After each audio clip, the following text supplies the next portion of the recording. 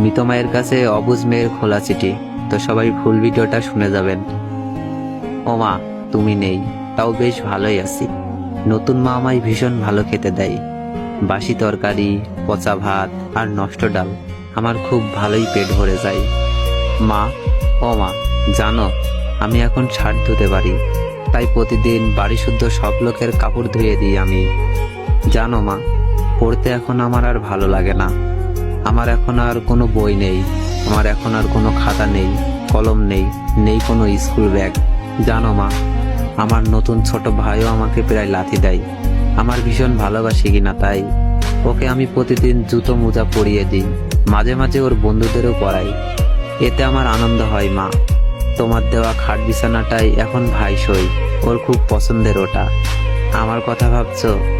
আমি সিঁড়ির নিচে মাদুর পেতে শুই, আমার একটুও কষ্ট হয় না। মা জানো, ঈদ এলে আমি পুরনো কাপড় পাই, সে কাপড়ে তোমার মেয়েকে রাজকুমারীর মতো দেখাই, যে কিনা এক রাজ্যহীন রাজকুমারী। মা জানো, বৃষ্টি হলে মেঘ ডাকলে আমি আজও ভয় পাই। তোমার শেষ পরনের যে কাপড় ছিল ওটা ঘর থেকে লুকিয়ে এনেছি গো মা। ওটা জুড়ে যে তোমার গন্ধ, ওই গন্ধে আমার আর ভয় হয় না মা। মনে হয় তুমি আমাকে জড়িয়ে ধরে রেখেছো বুকে। একটা কথা রাখবে, আমায় কয়েকদিনের জন্য ছুটির ব্যবস্থা করে দিবে? তোমার কাছে গিয়ে থাকবো দুদিন, একটু শান্তিতে ঘুমাবো তোমার বুকে। তো সবাই একটু ভিডিওটা কপি লিঙ্ক করে দিয়েন, আইডিতে তেমন একটা ভিউ নাই। আল্লাহ হাফেজ, সবাই ভালো থাকবেন।